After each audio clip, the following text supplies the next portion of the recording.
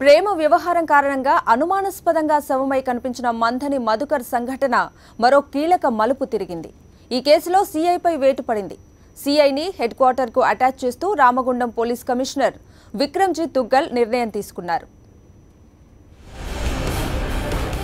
మంథని సీఐపై వేటు, హెడ్ క్వార్టర్స్కు అటాచ్ చేసిన సిపి దుగ్గల్, మధు మృతదేహానికి 7న రీపోస్ట్ మార్టం, పోలీసుల అదుపులో 6 అనుమానితులు, హోంమంత్రిని కలిసిన మృతుడి తల్లిదండ్రులు, హైకోర్టు జడ్జి సమక్షంలో పోస్ట్ మార్టంకు వినతి, నేడు హైకోర్టులో writ petition.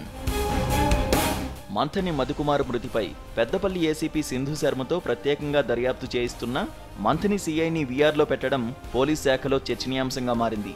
Manthani CI Prabhakar స్థానంలో నటేష్ గౌడ్కు పోస్టింగ్ ఇచ్చారు.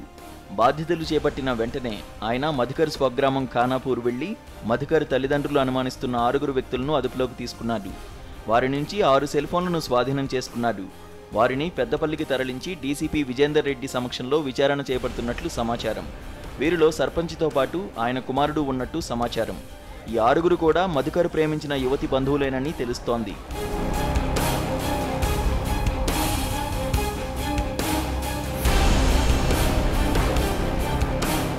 మధుకర్ మృతి కేసులో మంథని సీఐ ప్రభాకర్ మొదటి నుంచి సరైన రీతిలో స్పందించలేదనే ఆరోపణలు వినిపిస్తున్నాయి.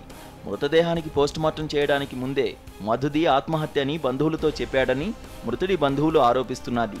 మరణంపై అనుమానాలు వ్యక్తం చేయగా ఎదురు ప్రశ్నలతో నోరెత్తకుండా చేశాడని చెబుతున్నారు. మధుకర్ తల్లిదండ్రులు 6 అనుమానిస్తూ ఫిర్యాదు చేసినా పట్టించుకోలేదని సమాచారం. ప్రభాకర్ ఇక్కడ పనిచేస్తున్నప్పటి నుంచి వివాదాస్పదుడిగానే ఆరోపణలు ఎదుర్కొంటున్నట్లు పలువురు చెబుతున్నారు.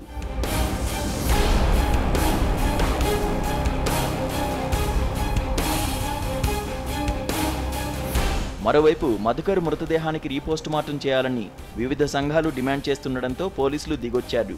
రీపోస్ట్ మార్టం జరపాలని మంథని తహసీల్దార్కు పోలీసులు లేఖ రాశారు.